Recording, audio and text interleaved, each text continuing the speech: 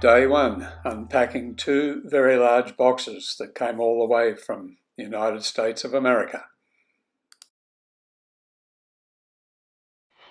In this photo you can see the fuselage side being built. It's laid over the plans on the bench and you glue all the bits and pieces together. Here's a wing taking shape.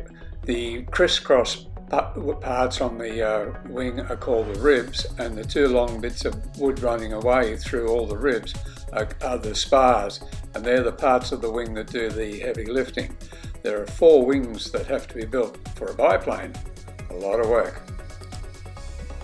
Here's a shot of the fuselage being put together, and you can see all the crisscross parts with all the pegs on them. The crisscross bits are called a geodetic construction, and you use the little pegs and clamps. When you glue the 2 bits of wood together, you've got to keep a bit of pressure on them until it sets, and then it'll stay there forever. Here we're laminating up some timber to make an instrument panel. And there's 5 pieces of wood there being glued together. That's why all those clamps are there, to keep it all in place. And here it is starting to take shape, and here it's all set up with the instruments. It took me 4.5 years to build the aeroplane. I used to get up real early in the morning, 4:30, 5 o'clock, and work till about 8 o'clock before I had to go to work, actual. And then at night time I might do work for an hour or 2. And then all weekends, and it took a lot of time. As you can see, there's lots of little pieces that had to be constructed throughout the build process. Here we've moved the fuselage outside so I could actually paint the insides of the cockpits. My wife would get on one end and I'd get on the other. At that point, I think the aircraft probably was weighing about 25 kilograms, so not very heavy at all. This was a very important step in the build process. The first time I actually got to sit in the aircraft with its wheels on, and gave me an idea of how the attitude would feel when I'm actually taxiing in the plane.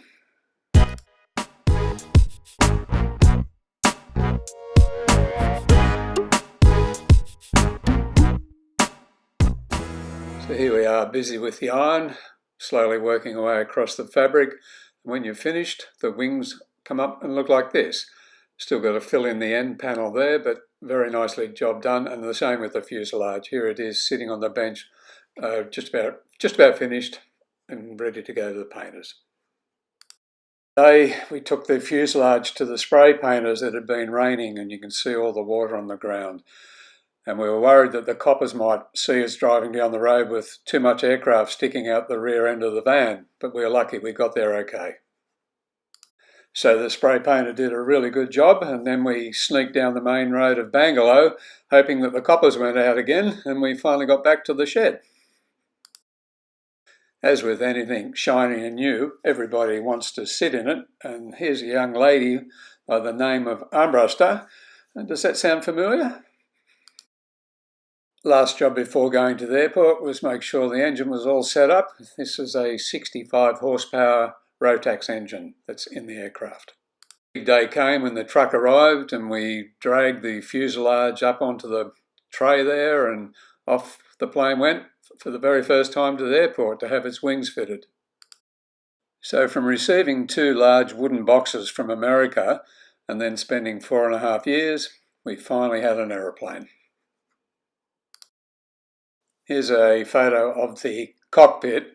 The pilot flies the aeroplane from the back seat. So now I'll describe the instrument panel for you. So the instruments in an aeroplane, a lot are very similar to what you have in a car. So we'll start from the top left and work our way across the top. So the left one is the water temperature gauge, just like a radiator in a car. The next one is the speedo, as you would call it, or airspeed indicator. Aeroplanes, when they fly, they measure speed through the air, not over the ground. And it's very important to know just how fast you're going through the air so you don't fall out of the sky or you go too fast and the plane starts falling apart. The next big dial to the right of the airspeed indicator is the altimeter, which measures your height above the ground. Works like a clock on the wall. As the big hand turns around and gets to 1, means you're 100 feet above the ground. 2, 3, 400 feet.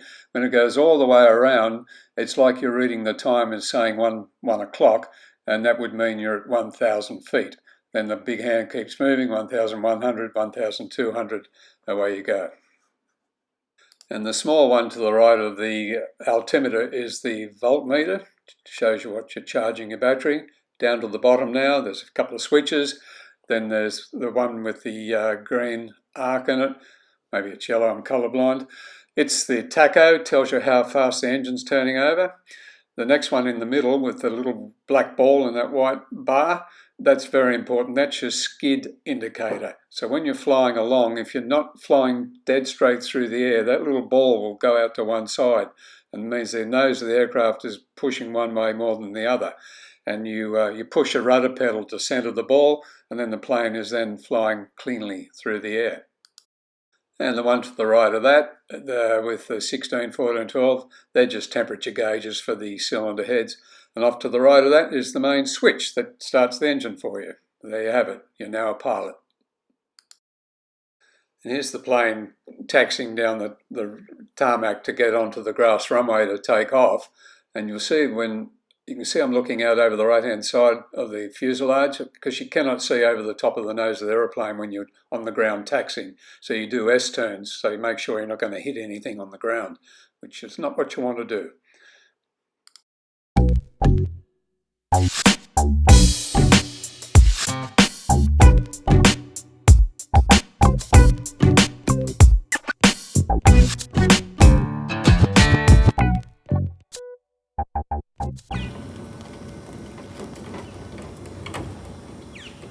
Well,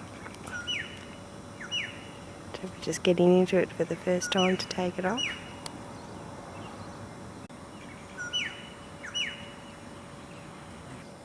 How faithful?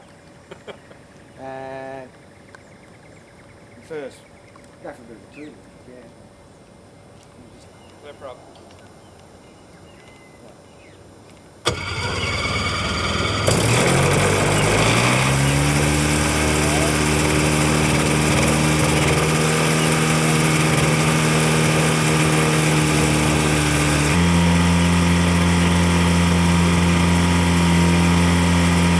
Here we go.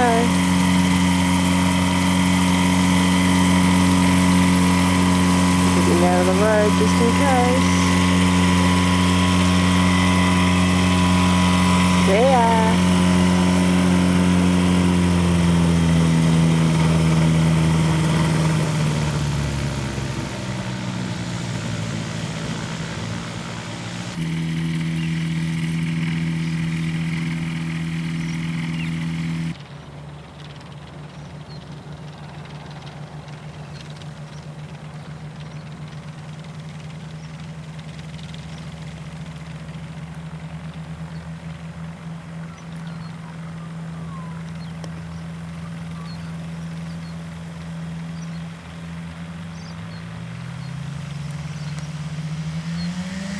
Here we go.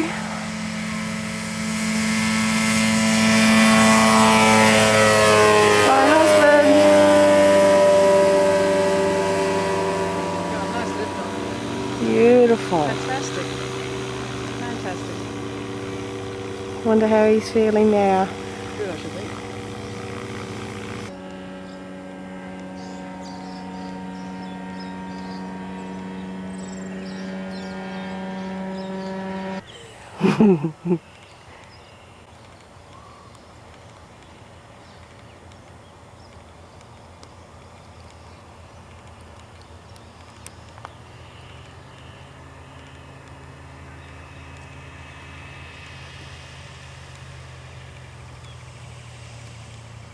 Good boy.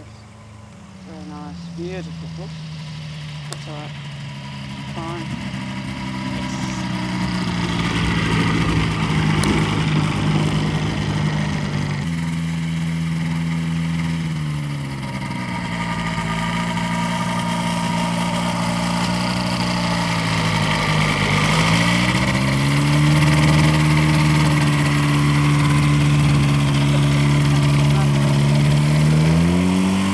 How was that? Oh, frightening. I thought, now where is this ground? I'm starting to rotate a bit and flare, and I thought, dying. I thought, you rotten shit. Here's the view of the airfield at Tyagra, which is in New South Wales near Byron Bay. It's where the flight just took place. That strip there is 1 kilometre long. It doesn't look it, but all the time you're up in the air, you're thinking, I've got to get this plane back on the ground in one piece. Scary thought. And this is what it's like sitting in the back seat, looking out over the nose, heading towards the beach. You get some great views, and here's some more scenes that I'll show you of flying around Byron Bay area.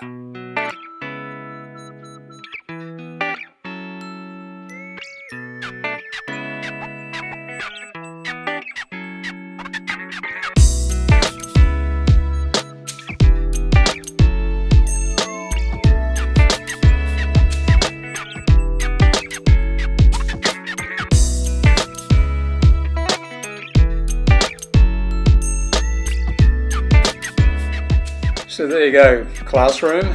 You've seen an aeroplane being built and flown and what it's like and what it looks like today. It still looks like this. It's 20 years old, still goes beautifully. So thank you for watching. It was rough and tumble. Enjoy the rest of your day. Back to school. Bye.